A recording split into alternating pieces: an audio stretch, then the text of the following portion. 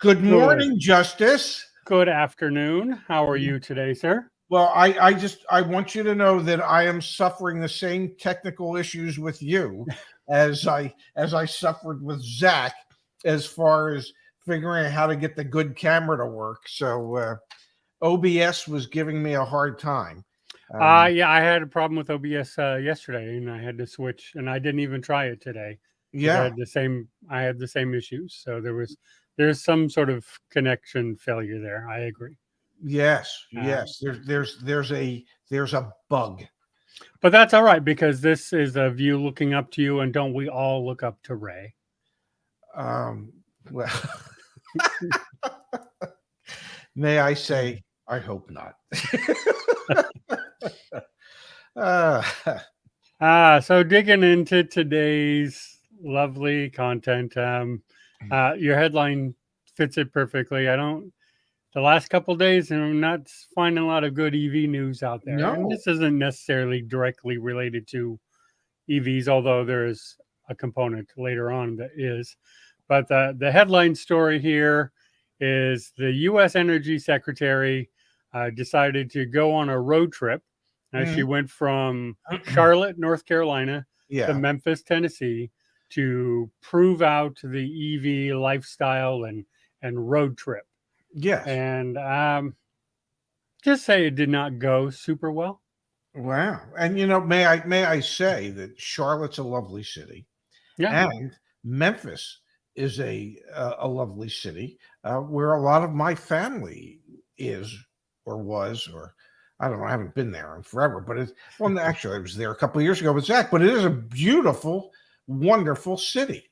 Yes. I love Memphis. Yes. Memphis. I was only in the Charlotte airport, but flying over Charlotte, absolutely beautiful. Just reinforced my love of North Carolina there, at least geographically. Yes. But you'll never hear me say anything bad about Memphis, home of the king, and that's good enough for me. Yes. So what did the U.S. Energy Secretary do? And that would be is if I remember, is her name Janet Grisham or something like that?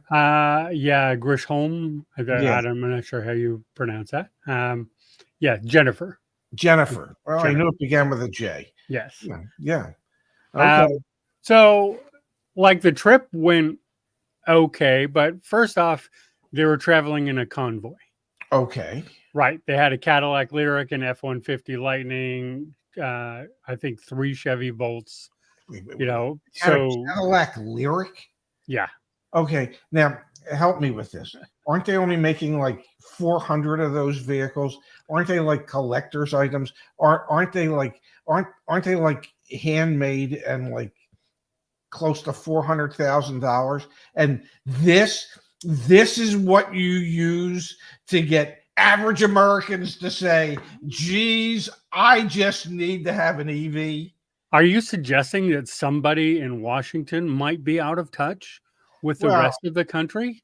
Right? That would never be. They are always. I'm not suggesting someone. I'm suggesting most. most in the federal government in Washington are indeed out of touch. Yeah. But that just seems. Why would you do that? Why? I mean, is that because you want to say, hey, Mr. and Mrs. Elite out there? Yeah, EVs. You can't be any more elite than having an EV. Yeah, the Lyriq's definitely one of the. I mean, it's an interesting choice. I guess you go from, because they did have like 3 Bolts there too. So, yeah. I guess you span the range and show them there. I mean, it somewhat makes sense, other than if you're showing the average American how to go, why are you going with a convoy? Okay, well, I do apologize. I made a mistake. I got my Lyriq and my Cialis-Steak. Yeah. Okay. Yeah. It's the Cialis-Steak that is the collector's item, and the Lyriq is just your regular overpriced Cadillac. Yeah, it's still really expensive. But along the way, I mean, first off, traveling in a convoy is not the same as just getting in your EV and driving on a road trip with your Yes. family. Most of us aren't taking 6 vehicles on our road trip, ICE or EV, like Yes. this sort of. So they created some trouble along the way, which was there was an advance team as well Gotcha. who went ahead, as convoys do, I guess, Yes. and made sure that everything was going to be working smoothly for them. Gotcha. So, real world scenarios here. You know how when you go on a road trip, Ray, that you have the advance team checking and making sure everything is good for you I along the have, trip. Yeah. yes, I don't know if you're aware of it. I already have the advanced team in place for Detroit next week, Yeah. making Right. checking my accommodations, making sure everything's perfect. Yeah, Yeah. right. I don't even know how the hell I'm getting from the airport to whatever hotel we're staying at. Yeah. Well, depending, by the way, I was going to ask you, but depending on what time you get in, I do have the rental car in the Oh, garage okay, waiting for cool. me. So if you need a ride, let me know. Um, but so in this advanced team, how many EVs do you think there were? In the advanced team, Yeah. I'm going to guess. I haven't read the article. I'm going to guess none. 0. Yeah, correct. Okay, yeah, Correct. To prove the viability of EVs on road trip, they had an advanced team with no EVs, making sure everything was ready. perfect. So so that was great. And then one of the main controversies come up is the advanced team realized in where was this town? In Grovetown, which is a suburb of August, Georgia. Okay, They realized there were some people charging at EV stations, and there was not enough for the convoy to get in and charge all of the vehicles. So so what did they do? they shooed those people away. I'm going to guess. They sure did. They shooed those people away, and then they did what is called icing, which Yeah, is where you take your ICE vehicle and you block the EV charging stations. well, only sounds fair. You're Yeah. just doing this for a government convoy. I mean, hey, if you're going to be in the government and you're going to be underpaid, with the potential of being grossly overpaid, through lobbyists and stuff. I mean, the one thing you want to do is you want to make sure that we're not wasting our government officials' time trying to charge it. We don't want them to have to wait to get to a charger. No, no, No, no. no, their time is way more valuable than your time or my time, because they're public servants, hardly paid at all to do what it is that they do on behalf of you and I don't know why you're forgetting that. Yep. Yeah, that's my bad. Like I forget. I mean, when you're a secretary like that, you travel in convoys, and it is Yes. more important. So even if you're just trying to prove that EVs are good for road tripping, you make it as unrealistic as possible, and that's fine because you are a secretary. Yes. I guess I keep forgetting that, but Yes. yes. So they brought in their ICE vehicles. They blocked off the superchargers so the convoy, when it got there, could have spaces. Well, this also ran into trouble because there was a family. It was a very hot day. This was over the Yeah. summer that they did it in Georgia. A family with very small children in car seats was trying to get in and charge their vehicle, which they couldn't because it was blocked off by these ICE vehicles. And Perfect. this family ended up calling the police, who, of course, couldn't do anything because it's technically not illegal in Georgia to do that. Yeah. You can block off the spaces with your ICE vehicle. So the sheriff wasn't able to do anything, but of course, publicity starts getting out, and they finally moved the vehicles before the convoy got there, and then let that family charge up, and then found other charging stations for some of the convoy that were not superchargers that were around. So all in all, in the end, her planned, look, you can travel cross country on a road trip in an EV, ended up going horribly wrong. And they did absolutely everything you shouldn't do to try to prove the point. Like I drive an EV. I have no problem driving, 8 hours down to LA back and, doing that. Like they weren't in any Teslas, so they didn't have access to that market either. So that Mhm. was part of it. But I think really traveling with that many vehicles and then an advanced team, like if you had just done it in one EV Yeah. and didn't have another team, you probably could have proved your point. Instead, now she kind of proved the opposite point that she was trying to, and makes it look like no, you just can't do that. Well, So and the reason that is so is because it's the government, and the government in many cases doesn't really think things through completely as to what the optics of something might be. Um, I mean, I would think it would be relatively easy today, um, to be able to show a family driving from Charlotte to Memphis in an EV, being able to stop and charge their vehicle, as long as you know along the route where it is that you're going to want to stop. Um, it should be relatively easy for people to be able to do this. it is like there's lots of trip planners. We talk about this, or I mention this a lot. A better route planner. Yeah, Man, they will find you, super. They'll find you fast chargers. They'll find you level twos. They'll have them all mapped out there for you. It's really easy to use and map out. You don't need this kind of ridiculousness. if the government wanted to help prove the point that this is a relatively easy thing to do, they should have found a family that was getting ready that has an EV that yeah, wanted to go on a road trip and say, hey, can we tag along one extra car and film you and film how Yeah. easy it is to do?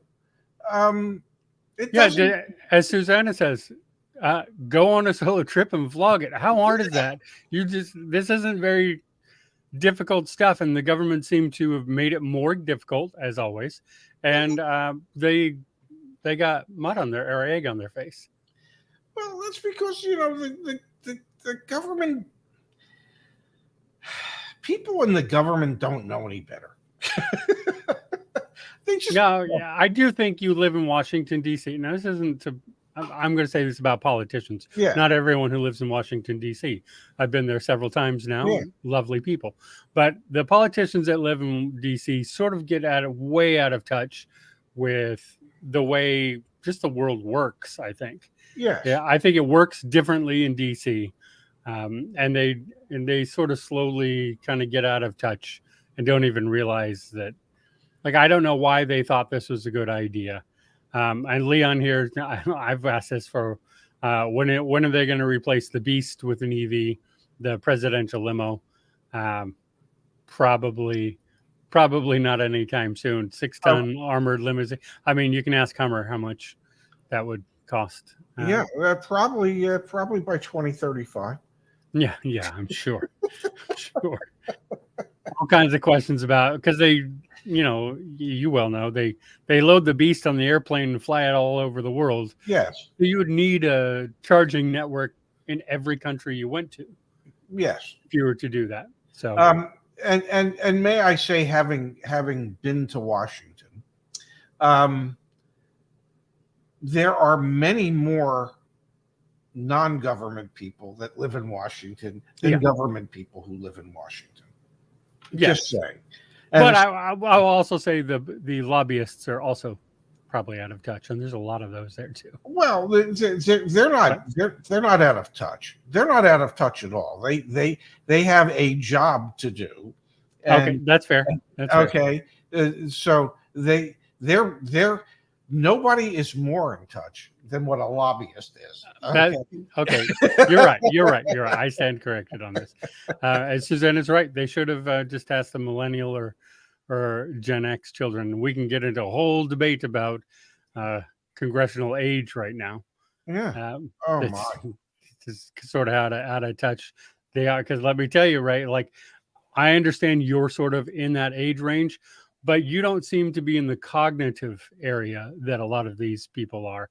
And I think that's more age than that. We need to be talking about cognitive skills of Yeah, our politicians. I believe age wise, I'm 72, so I'm kind of up there with a lot of our government officials and politicians. But cognitively speaking, I You're I leaps and I bounds ahead of a lot of them. yeah, I don't mentally I don't feel 72.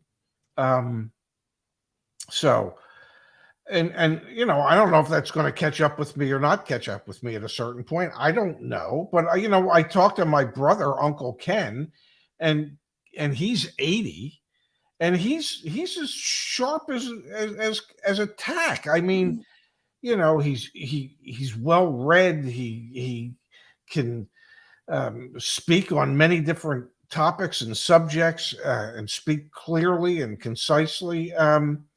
You know, yeah, yeah. I don't, but Yeah. I'm not ready to move to Washington just to prove that older people can be. No, like my mother's she's 78. Okay.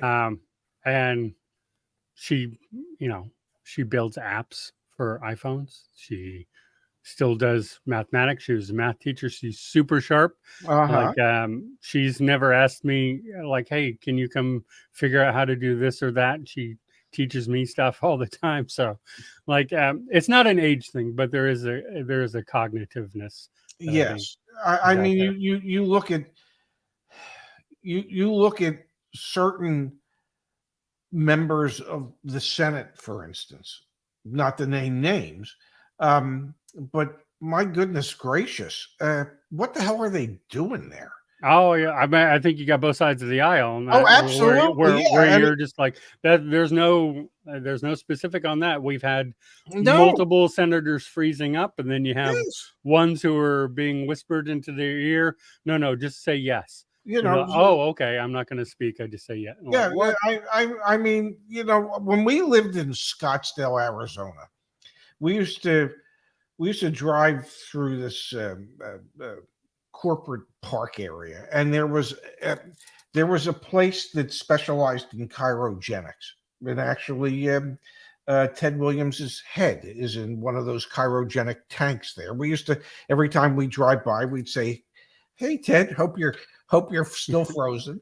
And I think to myself occasionally that some of these senators who won't get out of their own way should just be placed in these cryogenic tanks and just leave them in suspended animation forever at this point. Because if you're so old that you can't realize that you are more in the way than helping make the way, Yeah, then we need others to go, get out of the way.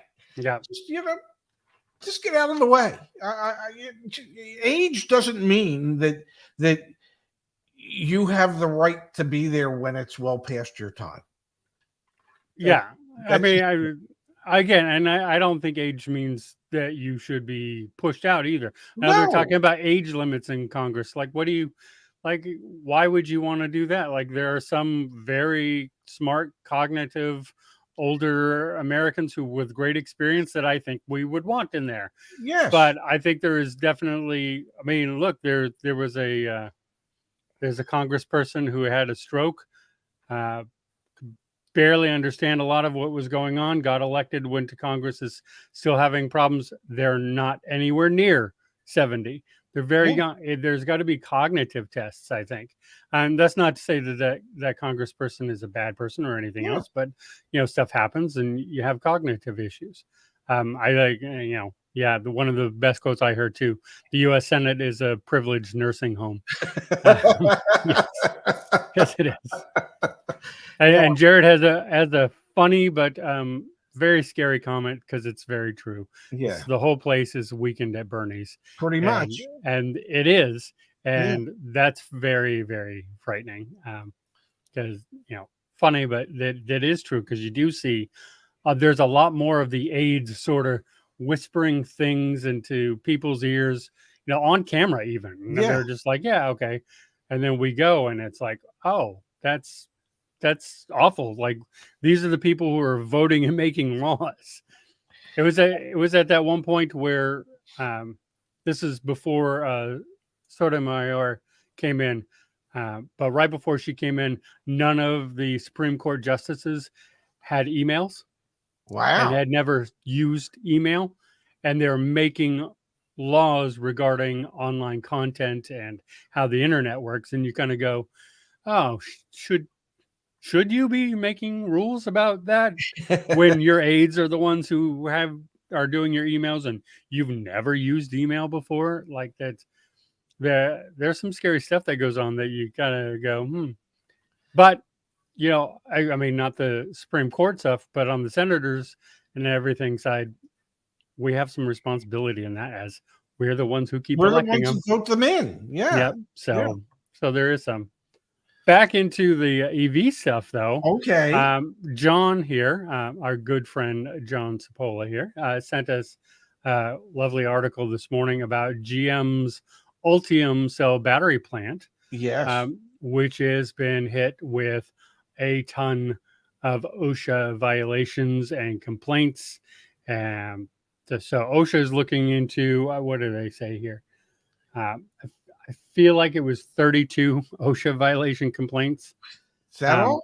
Yeah, just in the one plant. And this sort of speaks to, the EPA is looking into it too.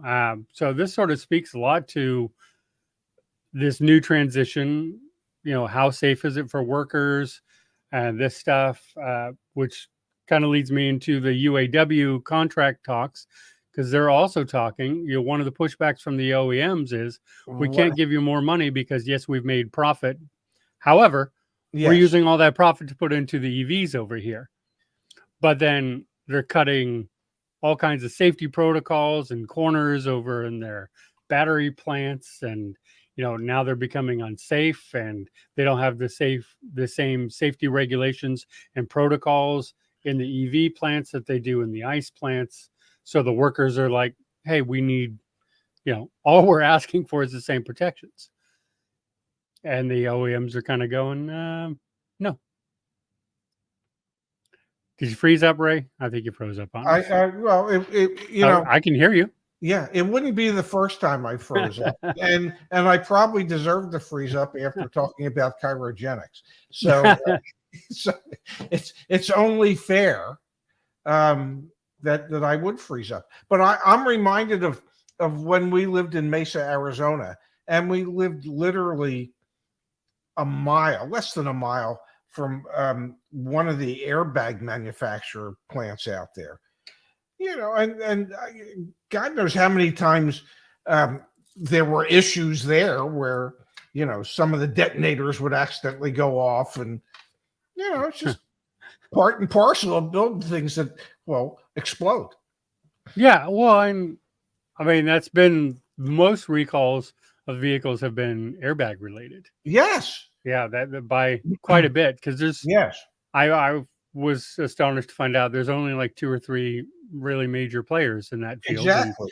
And they supply everyone with the airbag. So if you're having an issue, like there are 2 or 3 players, but there's like one that it's kind of like Tesla. There's one that covers most of the market, and then the others just sort of pick up the scraps from there. Yes. And so when this one has an issue with the airbags, and you find out it's been an issue for 15 years, and you get a recall, that there's these massive recalls, and it's like, oh, okay. But it's become sort of a pretty serious issue on them. Oh, it's a real issue, and there's still a lot of the vehicles on the road that are under that recall that have yet to have gotten the airbags replaced, and so the the detonators within the airbags are not supposed to give off shrapnel, but some of them do. Yeah, that seems like a bad idea. Seems like Well, yeah. yeah. It's like, well, if the accident didn't kill you, the airbag may. Well, come on, it's not supposed to work like that. Yep. Yeah, no, it's not. But also, we Americans have a hard time. This is related only because I just realized why they changed the driving instructions only a few years ago. It's not 10 and 2 anymore. It's 9 Yeah. and 3. And Yes. that's because of the airbag. Yes. At 10 and 2, the airbag goes off and you have your hands in your face, Yes. which is very dangerous. Yeah. So, I mean, look, I'm like most people. I drive with one hand anyway, but not with you in the car, Ray. Of course, I will have my No, hands no, at no. 9 and 3, and but You drive however makes you comfortable when I'm in the car. great. I will sleep and let the Tesla drive, and we'll all be good. I'll be out. Yeah. Yeah. Is it But safe to jump out of a Tesla while it's moving? it's still a car, so Okay. I know people get that very confused that EVs are still vehicles and have the same sort of prone. Would are they programmed to say, like, if a door opened up while it was moving, that it would uh, uh, regeneratively break?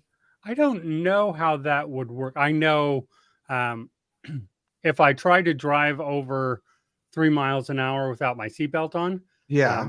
it will go into park. Wow. It just won't. So without the driver's seatbelt fastened, my Tesla just will not, just won't Okay. drive forward. Yeah. So I do know that. We found out when my sister Wendy was out here and she was trying to move it into the parking lot, and we couldn't figure out why it just kept like stopping Yeah. and getting out of gear. Finally figured out it was their seatbelt. Wow.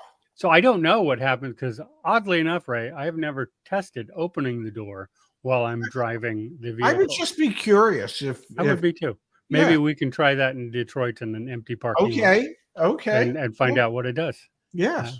Because I would feel like I would feel like it would slow down the vehicle. You would. I mean, I don't want to give them too much credit, but they seem to be smarter cars than other vehicles. Yeah. I mean, yes, the doors are locked while driving, but you can still open them. There's a hard open on Teslas. You don't have to use the little button on it. Mhm. No, I am not driving my Tesla to Detroit. I have rented a Model Y with full self-driving so we can get Ray in and do some filming. I think Detroit's going to be lots of fun. We're going to have lots of stuff on the new coaches social media, which is at coaches CarEdge coaches. That's what it is. Sorry. At Okay. CarEdge coaches on all the social media. So subscribe to us. We'll have lots of content on there from Detroit because I think it's going to be lots of fun. Yeah, it's a week from tomorrow. It is, which is Yeah. weird. It comes up really, really fast. It does. And Susanna, I know we had this question yesterday. No, I'm not going to upgrade my Model 3. My Model 3 is waiting to be traded in for the Cybertruck, which will come out shortly. How much longer do you think you have to wait for that Cybertruck? I think they'll be coming out easily Q1, but as I'm not ordering top and I'm not in that first group, probably Q4 next year. Wow. I would guess. You think? I think so. You really think you'll get your Cybertruck in 15 months? I think so. Just I was early in the process. So, of course, it depends what the price comes out to be. Oh, we still don't know pricing? If they come out and the price is, ridiculously high, obviously I cancel my order because I can't afford, I can't afford an $80,000 car, oddly enough. Well, you need to talk to Zach. Say, Zach, buy me a car for the EV channel. Ray said to do it, so I'm sure it'll go over well. No. We've got this. We've got this recorded for posterity. Ray said you need to talk to Zach. Ray didn't say you need to do it. They didn't say tell Zach Ray thinks you need to do it. Just talk to Zach. Yeah, I'll be sure to be sure to do that. But don't forget, I can have AI make you say whatever I want, so Oh, we can. damn. Okay. Yeah. So I know I'm not getting the F-150 skin, though that was the highest quality wrap I had ever seen out there. That was really good. They did a great job on that. What did they do? So as they're shipping the trucks to every state to get them tested and all that, Yes. they're putting certain wraps on them to make them look like other vehicles. Yeah. And the F-150 one looked an awful lot like an F-150, like from a distance. Like Yeah. obviously you get next to it, the angles of the Cybertruck are unmistakable. But if you're just driving by it on the highway, it did a really good job. That wrap really looked a lot like an F-150. Wow. Again, if you stopped and you're standing beside it, you're not going to be fooled because the angles are the angles. There's no way to hide those angles. No, there's not. There's not. Yeah. They even do the silly camouflage, the black and white camouflage and all those. The camo one. It was like, yeah, well, It's like, yeah. What do you do? What are you hiding? Like, it's clearly a Cybertruck. Yes. There is nothing else that looks like that. There's not another vehicle on the face of the planet that looks like that. Now we'll see what the robotaxi looks like. There's some hints and rumors that it may be a sedan Cybertruck angled vehicle. So we'll see. That will that be the Tesla robotaxi? Yeah. They're going to make robotaxis too? Yeah, I mean they've been planning that for a very, very long time, but yeah. They're just waiting to get their full self-driving to where they want it to be, which I think is probably farther ahead than most people think, but I don't think is released all that yet. So gotcha. Currently, as what's released, they're not ready for robotaxi by any means. But I think they have a lot of. I am looking forward to driving the Model Y next week.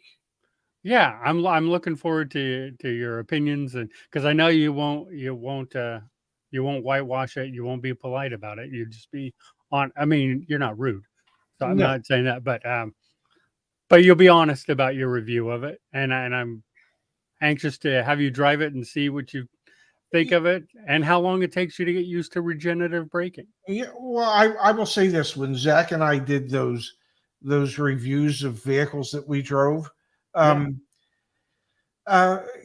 was, we drove some of the vehicles and they were absolutely just disappointing to me. I remember we drove that the Mustang Shelby GT, and it was like, my God, it doesn't ride good. It's noisy as can be. It's like, what's the point? And then when we drove the what was it, the RS6 Avant, it was like, okay, this I get. So yeah, I tend not to hold back. Yeah. Well, no, and that's what we all like about you. That's why we all tune in to hear your opinion, because you don't hold back. You just give a straight opinion. So well, I'll tell you what I think. You might not like the answer, but Igor thinks you'll like it.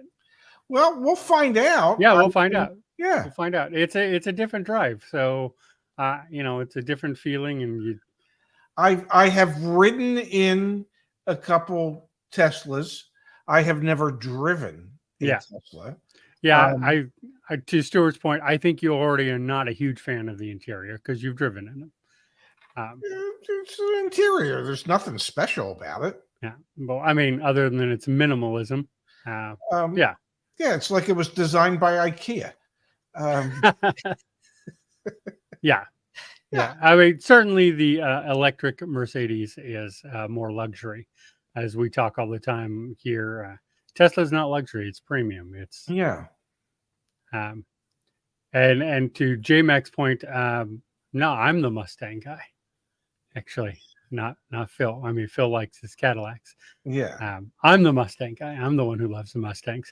But I agree about the Shelby. It's not what it should be. Yeah, I was so shocked and disappointed by that car. and a car that surprised the hell out of me was the new Corvette. The new body, and it was like, man, I get this. I mean, it's a sports car, but Yeah. it wasn't. It's just like the Shelby GT was.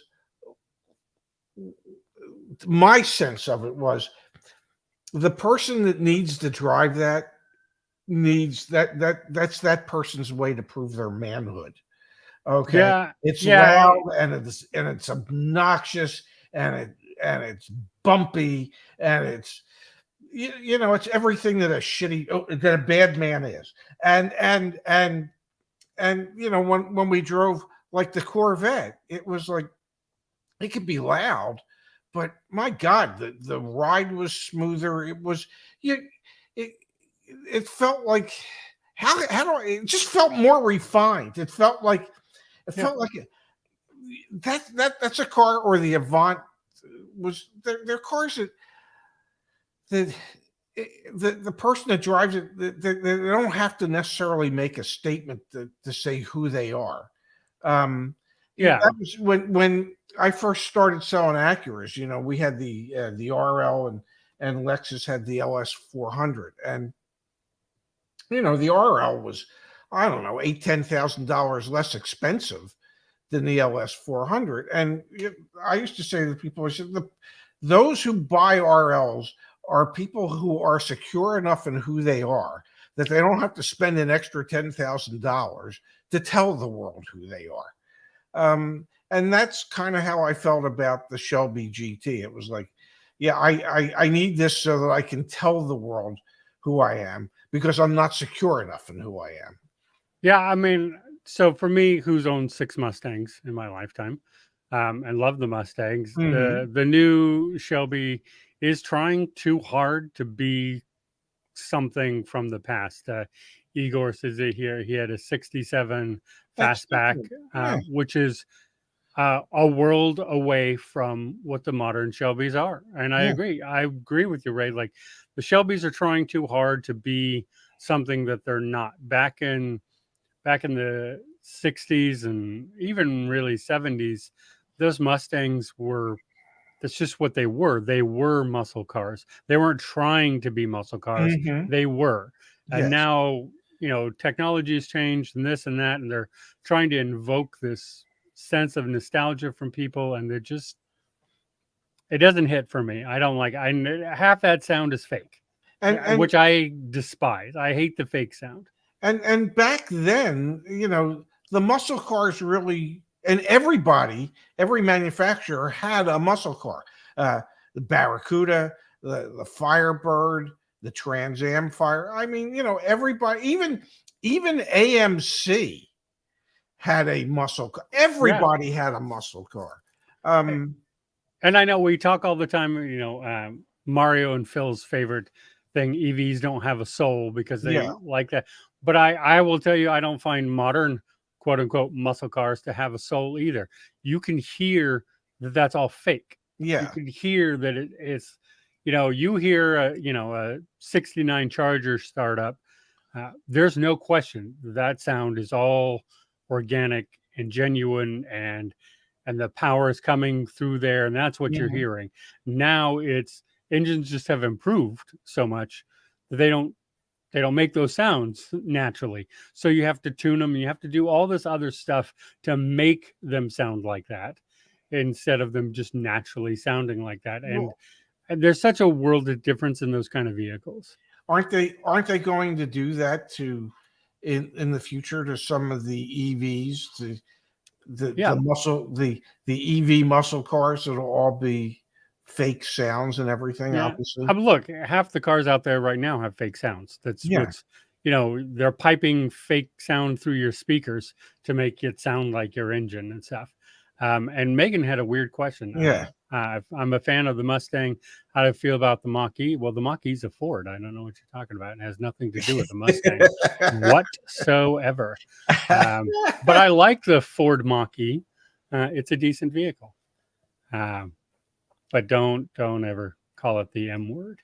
Why not? Ford does. Ugh. Just yeah.